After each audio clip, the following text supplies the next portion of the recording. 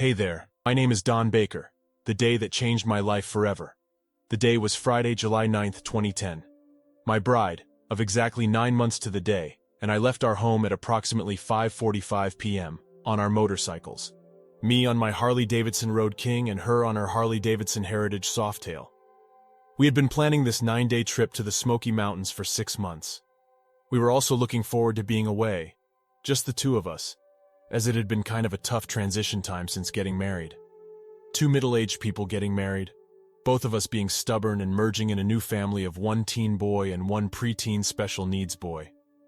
We met in midlife on Match.com, both of us having this feeling inside that we had known each other all of our lives, impossible as it seemed.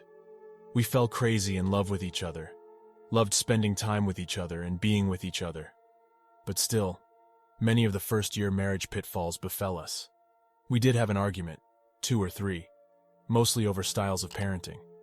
It had been raining for several days in central Oklahoma, but on this particular day, the skies had cleared and the sun was shining with temperatures hovering at the 100-degree mark. It was as if the heavens had said, "We've cleared the skies for you both to leave tonight for sure." Coincidence or a divine calling? We were planning to leave the house and ride only about 120 miles east that evening, and stay the night at the inn, heading out with the sun coming up the next morning. The night before, after coming home from a professional organization meeting, Kathy had informed me that I had put her travel bag on her bike backwards. I then informed her that I had not, that I had secured her travel bag to her backrest and rested the bag, not on her luggage rack, but on her saddle, because the amount of stuff she had packed overhung her luggage rack by 3 inches. She informed me that she needed all that stuff, because a woman needs space for makeup, several shoes and curling irons, even on a motorcycle trip. Knowing my Kathy and how she felt about her stuff, I just chuckled. Before leaving Friday afternoon, and after checking our travel bags to make sure they were secure on the bikes, we kissed each other, held hands, and said a prayer to Jesus to keep us safe from harm, as many bikers do. The below picture was the last picture my wife Kathy took, taking it with her iPhone and posting it to her Facebook wall. It was of me checking her travel bag, making sure it was secure. We backed out of our garage, and just before leaving, I got off my bike, walked over to Kathy and kissed her again. We then ventured out from our home on a vacation of a lifetime, or so we thought. It became a journey that changed many lives forever. Heading east, I saw some light grayish clouds a few miles down the road. I stopped us on the shoulder, about 20 miles from our home, just east of town, for us to put on our rain suits in anticipation of some light drizzle. Mind you, the Doppler radar was all clear except for a small cell heading northeast about 50 miles north of another town. A long distance away, and nowhere near where we were heading. The meteorologists had also reported that after that particular cell dissipated near town, the state would finally be dry for the first time in several days. As I helped Kathy with her rain suit, we kissed each other again. As we were remounting our bikes, I looked back at her, still amazed in awe, that such an angel as her had come into my life, then fallen in love with me, and then said yes, when I asked her to marry me. Now, exactly 9 months to the day and hour we were married, we were on our vacation, riding our bikes for 9 days to the Smoky Mountains. I got off my bike and walked back to her bike. She asked me what was wrong. I said, "Nothing, I just want to kiss you again." Yes, there was something talking in my mind and telling me to go back and kiss Kathy. This would make the 4th time of us kissing since we said our prayers in the garage, and I had no idea that the next kiss with Kathy would be my last. We had only traveled down the road about 20 more miles since stopping to put on our rain gear when, within seconds, a very rough rainstorm blew up and the skies turned very dark. The rain was howling downward harder than I had ever ridden in. This storm was slowing down all traffic, as not a bike, a car, or a truck was able to safely see the road in front of them as they drove. News reports later that next day would describe this 2-hour storm as seeming to come out of nowhere, with no warning, and as the worst pelting of rain many had seen in months. I was beginning to be fearful for Kathy as, although an experienced motorcycle rider, she had much less seat time than I. Once I began to feel my front tire hydroplaning, I knew it was time to get us off the road. I signaled for us to pull over onto the shoulder, which we did, but had no cover from the rainfall. Kathy saw an overpass about a quarter-mile down the road, so we rode up to it, carefully staying on the shoulder, with our emergency flashers on. Once we were under the overpass, it was very clear we could not stay here. The shoulder under the overpass was barely wide enough for a motorcycle. This would not have given us any safe distance to stand away from our bikes and keep us safe. I motioned for us to safely merge back onto the turnpike lane. I kept us at a speed of about 50 miles per hour. My fear was that if I slowed us down to less than 50 miles per hour, some dum-dum traveling at a too high rate of speed for the rainy conditions would plow into the back of Kathy's bike. As we continued down the road, I continued to hydroplane. I finally made the decision to pull us over, and we would have to bear being rained on while on the shoulder of the road. About 2 miles beyond the overpass, we pulled over to the shoulder, as far as we could without dumping our bikes in the grassy area away from the pavement. We turned off our ignitions, turned on our emergency flashers, dismounted the bikes, and positioned ourselves away from them, keeping contact with each other by holding hands. We were off our bikes for approximately 10 minutes, in a very safe spot, as far away from traffic as we could be. We were still wearing our dark goggles, since this storm had come upon us so quickly, and since prior to this storm, the sun had been shining and the temperatures were about 100 degrees.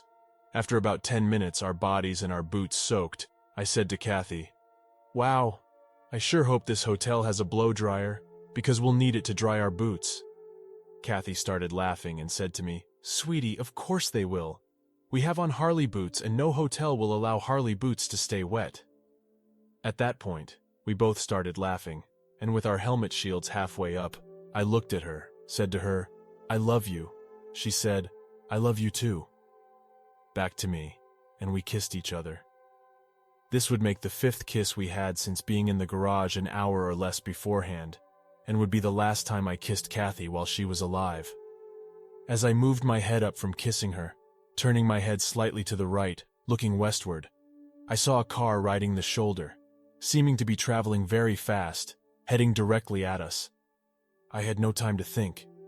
I guess instinctively I knew I had to protect my wife. I looked down at her face, grabbed her, yelled at her, "Watch out!" I pushed us both into the air, trying to get us farther into the grassy area and away from the oncoming car. Ironically, it was a man traveling in his car, driving much too fast for the rainy conditions of the road. He was coming upon the back of a semi too fast, tried for a sudden stop, lost control, swerved, hydroplaned onto the shoulder of the road where we were parked and standing. He was driving so fast he had no time or distance to stop. Unfortunately, his first visual was the bikes, and not seeing our trajectory and us after I grabbed Kathy and pushed us, he veered away from the bikes, now putting him and us in the same oncoming path. This would be the last time I would ever feel my wife Kathy alive. What seemed like an instant of time, I heard a very loud thud. I would later realize this was the sound of the car hitting our bodies. This thud would reverberate in my mind for many months thereafter. It is estimated the driver was traveling at about 60 miles per hour at impact. The next few paragraphs will speak of what I feel to be my near-death experience, or, as some have told me, people who don't necessarily believe in near-death experiences, just my mind working while I was in an unconscious state. However, I know what I felt and how I felt, and although maybe not as detailed, glamorous, or colorful as many of the near-death experiences I have since read and learned about, this thud is all I remember in a conscious, alive state, until several minutes later. Several minutes later, I felt someone holding my hand, and a voice talking to me. This person was a young boy of 17 years, whose plans after high school were pre-med. Since the night of the accident, I have spoken to the young 17-year-old boy and his mom, a licensed nurse, who was also at the scene of the accident, moments after impact. In her words spoken to me, as an experienced emergency room trauma nurse, seeing firsthand my condition at the accident scene, she has no explanation as to how I am alive today. In his words spoken to me, he came to my side, approximately 10 minutes after the accident had occurred. He first went to Kathy's aid, and realized she had already passed. He told me when he got to my side, there were several people looking down at me, just staring, as if sensing I had passed also. He went on to say he grabbed my hand and it was very cold and lifeless. There seemed to be no life in me, per his words. There was something that told him to talk to me, and he began saying, "Come back to us, come back." This was the first time I sensed myself, in a laying position, being touched, since I had heard that thud.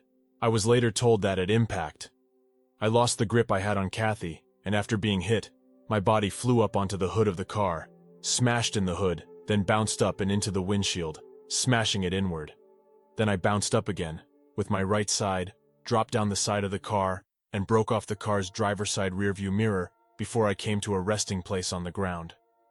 Kathy was somehow pulled under the car, being dragged approximately 120 feet, with the car crushing her lower body. She was pronounced dead at the scene. I'm told she most likely fell into an unconscious state at impact and passed into heaven and into God's arms within minutes. I have held this to be true in my heart, as I couldn't bear to know she laid on the wet ground suffering. My mind remembers me being in a situation such as the floating I've come to learn about. I remember a feeling of another me walking away from my body, rising up, looking down and seeing a group of people standing and bending down looking at someone. There is much of this time that has come to my conscious mind only after many months of replaying it repeatedly in my mind. After many replays, I realized that someone was me. They were looking down at me as if not knowing what to do or how to act. There were many people, and I cannot remember anyone speaking. Something significant happened to me during this time, and only after many replays in my mind have I been able to express this occurrence. When I came back to an alive state with this young boy, Tyler, holding my hand, telling to me to come back to us, come back, I remembered having an abundance of tears in my eyes. Also, I could not move, and for the first time since that thud, I could feel excruciating pain throughout my body. Besides the pain, my whole body felt paralyzed. There wasn't any part of my body I could move. It seemed that I could muster a slight wiggle, but could not move from side to side or up and down any limb. Also, I could barely breathe. I was gasping for air, feeling that my whole chest and rib cage had caved in. While in this state of looking over my body, or hovering, I remember feeling Kathy, although not in a normal sense. We connected, but not as our physical selves, but connected in a way that is hard to put into words. I guess it could be described as a telepathic or kinetic connection. As I replay in my mind this telepathic connection, I realize it also included another presence. It seemed as if all three of us had a tug of war going on.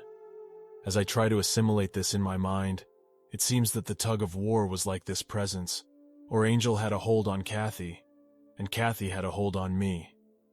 There seemed to be a back and forth tug, and finally a hard tug breaking me away from Kathy's presence. At that moment, it seemed I cried out and said to myself, "You're gone, aren't you? You're gone." I started crying. This must have been the same moment I came back and heard Tyler speaking his words. I have tried since that night to piece this all together from a human point of view and to grasp what happened that night. I have come to these following conclusions. 1. There must be a reason as to why I never felt any pain or discomfort during this time. 2. This presence, or angel of God that was holding on to Kathy, was communicating to her that I couldn't go, as God said it wasn't my time. 3. As tenacious and persistent as she wasn't accepting that we weren't going to heaven together, so she was keeping a hold of me. 4. After realizing she wasn't going to win this tug of war, finally, using all of her human resources experience, negotiated with her angel that she would accept going only when she knew her man, me, was going to be taken care of. And 5. With the presence of Tyler at my side, the only person amongst several to bend down, grab my hand and talk to me, Kathy's kinetic attachment to me was disconnected. I began to cry, knowing she was leaving without me. It was then that this kinetic power was saying in my head, "You're gone, aren't you? You're gone." Once coming back to an alive state, I would not remember Kathy had died. I would constantly be screaming for her, over and over. It would be many hours later, only after my stepdaughter Beth came into the emergency examining room, that would I know, humanly, that Kathy had died. Once back to an alive state, while lying on the ground with a feeling of whole body paralysis, I kept screaming for Kathy. I was told that someone was with her. At a certain point, well after the paramedics had arrived, I could see from the top of my eyes a gurney wheeled into another ambulance, which I knew was Kathy. I tried to turn to see more, but I couldn't turn. I kept on asking about her, but all I was told was words like, "There is someone with her." A part of me kept wondering why I didn't hear a siren, but at that point I didn't put all together. Once her ambulance had left the scene, it seemed that I began to regain movement of my body parts, although with much pain. After the paramedics stabilized my body, and after Kathy had been taken away, they drove me to the local hospital. It was at this hospital that my daughter Beth would tell me that Kathy, her mom, had passed. After a thorough examination and many x-rays, the doctors could find no major injuries, and with only one minor slash, a cut to my right knee, bound by several stitches, I was released to go home. I later found out that Kathy was transported by that ambulance to a local funeral parlor, bypassing the need to go to an emergency room, since she was pronounced dead at the scene by the medical examiner. After replaying the events of that night in my head too many times to count, I've also come to a couple other conclusions. I believe that as superficial as my injuries were in the final outcome, they were very real during the time when Kathy was still at the scene. Had my injuries been such that I could move, my first reaction would have been to run to her side to try to save her. A divine intervention, an angel's presence forbidding me from moving. Yes, I do believe that is exactly what kept me from moving. The other conclusion I have come to believe is that God directs our spirit, inside of us, without our conscious knowledge, to clear up a certain amount of unfinished business prior to our departure. That night was the destined night God chose for Kathy's final journey here on Earth, and my journey into a near-death experience. In looking backward at many of Kathy's actions, connecting those actions to unfinished business, I am startled as to a brief discussion we had several weeks before her death. We were casually speaking about how, while riding a motorcycle, we all ride with death a few short feet away from us.